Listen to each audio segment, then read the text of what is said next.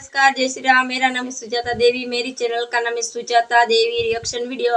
आज का वीडियो हम दोस्तों लेके आए, भारत ने मोड़ दिया सिंधु नदी का पानी, अब पंजाब हरियाणा राजस्थान में बहेगी। इसके बारे में दोस्तों वीडियो है, चलते हैं वीडियो।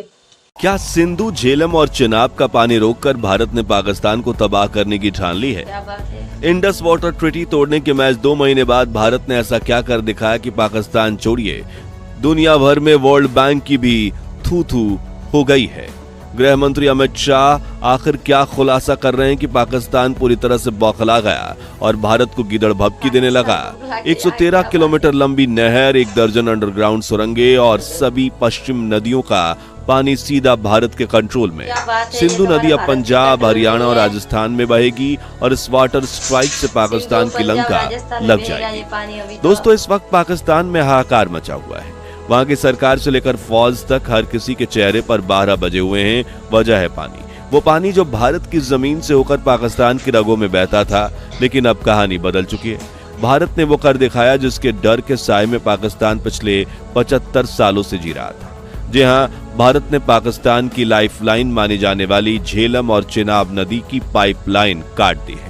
यानी डैम, नहर, अंडरग्राउंड टनल और सीक्रेट वाटरवेज यानी कि पानी के मार्गों के जरिए इन दोनों नदियों का पानी रोक दिया गया है, जिससे पाकिस्तान के कई इलाकों में सूखा पड़ने लगा है। फसलें नष्ट हो चुकी हैं और सिर्फ 1 महीने में पाकिस्तान को 2200 करोड़ का घाटा हो गया है, जिससे आतंकवाद की फंडिंग रुक गई है और पाकिस्तानी सरकार घुटनों पर आ चुकी है। उन्होंने भारत को इंडस वाटर ट्रीटी वापस अपनाने के लिए 4 लेटर लिखे, लेकिन भारत ने उनमें से एक भी लेटर का जवाब नहीं दिया, बल्कि अब गृह मंत्री अमित शाह ने ऐसा ऐलान कर दिया जिससे पाकिस्तानी प्राइम मिनिस्टर शहबाज शरीफ का गला सूख गया है। लेकिन क्या है भारत का वो रिवर मेगा प्रोजेक्ट जिसका ऐलान होते ही इंडस वाटर ट्रीटी की ब्रोकर बने फिर रही वर्ल्ड बैंक की थू-थू हो गई है? भारत कैसे और किन राज्यों को सिंधु का पानी देने वाला है और क्या पाकिस्तान इन नदियों के पानी के बिना जिंदा रह पाएगा, जानेंगे इस वीडियो में। लेकिन उसके पहले अगर आपको हमारी महान देश भारत के इस रणनीति पर गर्व है तो वीडियो को लाइक करके कमेंट बॉक्स में जय हिंद जरूर लिखिए। दोस्तों, पहलगाम की घटना के बाद भारत ने पाकिस्तान को गोलियों से नहीं बल्कि पानी से जवाब दिया। एक ऐसा ऐतिहासिक फैसला लिया गया जिसने 1960 के दशक में हुए सिंधु जल समझौते को एक झटके में ठंडे बस्ते में डाल दिया। अमेरिका और चीन को लग रहा था कि यह भारत की एक खोखली धमकी है। उधर डोनाल्ड ट्रंप ने भारत पर दबाव डालने की कोशिश की और उधर चीन ने धमकी देते हुए कहा कि अगर भारत सिंधु, झेलम और चिनाब का पानी रोकेगा तो हम भी ब्रह्मपुत्र का पानी रोक देंगे। उन्हें लगा कि इससे भारत डर जाएगा, लेकिन भारत ने एक झटके में चीन के मुंह पर सबूत फेंक मारे कि तुम क्या ब्रह्मपुत्र रोकोगे? इस नदी का 65 से 30% पानी तो भारत की मॉनसूनी बारिश और सहायक नदियों से ही बहता है। फिर बारी आई अमेरिका और वर्ल्ड बैंक की, जिन्हें लग रहा था कि अभी भारत को धमकाएंगे और वो चुप हो जाएगा, लेकिन वो कुछ करें उसके पहले ही गृह मंत्री अमित शाह ने दुनिया के सामने साफ ऐलान कर दिया कि अब सिंधु संधि कभी बहाल नहीं होगी और सिर्फ 33 महीने में हम सिंधु, झेलम और चिनाब तीनों नदियों का पानी राजस्थान से लेकर हरियाणा तक पहुंचा देंगे। बस उनकी ये 2 लाइन सुनकर ही पाकिस्तान में हड़कंप मच गया। आगे अमित शाह ने कहा कि हम पाकिस्तान में बहने वाली नदी को नहर बनाकर राजस्थान ले जाएंगे और हम अपने पानी की एक बूंद भी पाकिस्तान तक पहुंचने नहीं देंगे। शुरुआत में पाकिस्तान को लगा कि ये कोई सियासी जुमला होगा, मगर फिर जो हुआ उससे इस्लामाबाद में बैठे हुक्मरानों के पैरों तले जमीन खिसक गई। वहां के बड़बोले नेता बिलावल भुट्टो ने अनाप शनाप गीदड़ भभकी देना शुरू कर दिया। भारत अगर सिंधु जल संधि को मानने से इनकार करता है तो पाकिस्तान सभी 6 नदियों पर कब्जा कर लेगा। जी हाँ, ये वही पाकिस्तान है जिसकी हैसियत इस वक्त भारत से 1 इंच जमीन छीनने की नहीं है और 6 नदियां लेने की बात कर रहा है। लेकिन भारत को बातचीत में कोई इंटरेस्ट नहीं था, इसलिए नई दिल्ली से सीधा इस मेगा प्रोजेक्ट का प्लान रिलीज कर दिया गया कि हम पानी रोकने के लिए एक कदम उठाने वाले हैं, वो भी पूरी दुनिया की आंखों के सामने। जो करना है कर लो। मगर दोस्तों, ये मेगा प्लान आखिर है क्या, जिसके बारे में सुनकर ही पाकिस्तान पूरी तरह से बौखला गया है? तो इसका नाम है इंटर बेसिन वाटर ट्रांसफर। सुनने में ये शब्द काफी तकनीकी लगता है, लेकिन इसका सीधा सा मतलब ये है कि अगर किसी नदी के बेसिन में अतिरिक्त जल बह रहा है, वो ओवरफ्लो हो रही है तो उसका एक्स्ट्रा पानी को कैनाल यानी नहर और अंडरग्राउंड टनल्स के जरिए दूसरी नदी में भेज देना, ताकि जो दूसरी नदी सूख रही है उसमें भी भरपूर पानी आ जाए, जो नदी ओवरफ्लो हो रही है उसका भी फ्लो बना रहे। और भारत अब सिंधु, झेलम और चिनाब के उस एक्स्ट्रा वाटर को अपने सूखे इलाके में मोड़ने जा रहा है, जो अब तक इंडस वाटर ट्रीटी की शर्तों के कारण पाकिस्तान में बह जा रहा था। इंडस वाटर ट्रीटी में भारत और पाकिस्तान के बीच 6 प्रमुख नदियों को बांटा गया था, जिसमें पूर्वी नदियां सतलज, रावी और ब्यास भारत को दी गईं, जबकि सिंधु, झेलम और चिनाब का अधिकार हिस्सा पाकिस्तान को सौंपा गया। लेकिन ध्यान देने वाली बात यह है कि इन तीनों पश्चिमी नदियों पर भी भारत को रन ऑफ द रिवर यानी कि हाइड्रो पावर प्रोजेक्ट लगाने का पूरा अधिकार था, बशर्ते वो पानी को रोक कर ना रखे।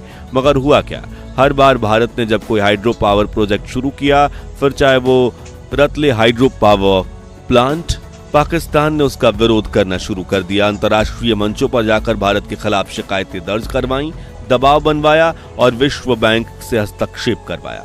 नतीजा ये हुआ कि हमारे कई प्रोजेक्ट सालों तक अटकते रहे और पाकिस्तान इस बहाने से हमारे संसाधनों पर वॉच डॉग बन बैठा।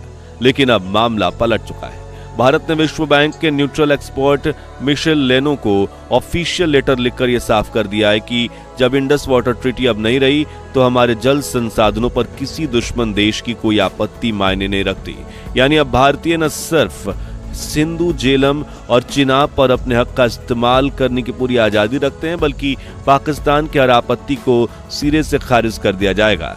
इस आधिकारिक चिट्ठी के बाद भारत ने न सिर्फ किशन गंगा और रतले प्रोजेक्ट की स्पीड बढ़ा दी है, बल्कि चिनाब घाटी में 3 नए हाइड्रो पावर प्रोजेक्ट्स पाकल दूल, कीरू और क्वार भी लॉन्च कर दिया है।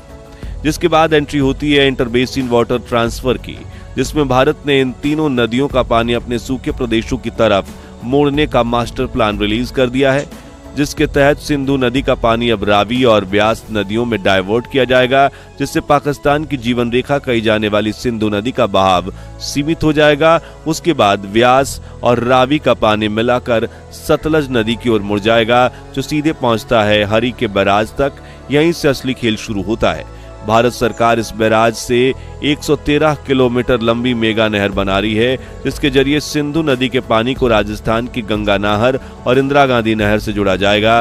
वहीं भारतीय इंजीनियर्स इस नहर के साथ 12 अंडरग्राउंड सुरंगें और सिंधु बेसिन को जोड़ने वाली कई सीक्रेट वाटर वेज भी बना रहे हैं, जो पानी को पंजाब, हरियाणा, राजस्थान और जम्मू कश्मीर जैसे राज्यों तक पानी पहुंचाएंगे। अब सोचिए, ये पानी जो पहले पाकिस्तान की सिंचाई में इस्तेमाल होता था, भारत की बंजर जमीनों को उपजाऊ बनाएगा, किसानों की जिंदगी बदलेगा और भारत की जल आत्मनिर्भरता को मजबूत करेगा। हमारे किसानों को इसकी काफी जरूरत है। जैसे कि हमें सभी जानते हैं कि पंजाब में नदियां बहती हैं, इसलिए उसके हिसाब से पंजाब को पानी की जरूरत नहीं होगी, राइट। लेकिन असल में पंजाब में सूखा पड़ने लगा है, खासकर मॉनसूनी सीजन के बाद, क्योंकि पंजाब में देश की सबसे ज्यादा खेती होती है। वहां के किसानों ने ग्राउंड वाटर रिसोर्सेज खत्म कर दिए हैं, यानी अब 2000 फीट गहराई में जाने के बावजूद बोर में पानी नहीं निकल रहा।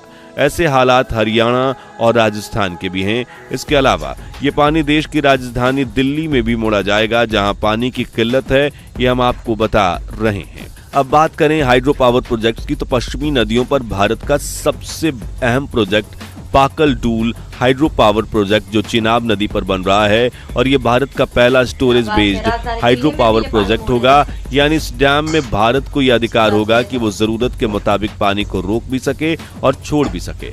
इससे न सिर्फ 1000 मेगावाट से ज्यादा बिजली बनेगी, बल्कि चिनाब के फ्लो पर भारत की स्ट्रेटेजिक पकड़ भी मजबूत होगी। उसके बाद आता है रतले हाइड्रो पावर, जहां जो चिनाब की सहायक नदियों पर बनाए जा रहे हैं। ये दोनों मिलकर करीब 1100 मेगावाट बिजली पैदा करेंगे और कश्मीर के इलाके में बिजली संकट को भी खत्म करेंगे।